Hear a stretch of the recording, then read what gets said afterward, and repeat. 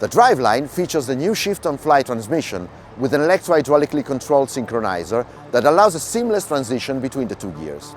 With an optimized shifting range to minimize the lack of torque while changing gear, the shift-on-fly transmission is specially designed for industrial vehicles requiring very high tractive effort. The high speed of 40 km per hour is standard and a 20 km per hour speed limiter is available as option. Moving to the axles, the 421G can be configured with limited slip differential or 100% differential lock to allow the proper traction on all terrains and all work applications, with the standard SAR parking brake adding on to the operational safety of the machine. The 10 degrees rear axle oscillation reinforces the usual case compact wheel loader stability.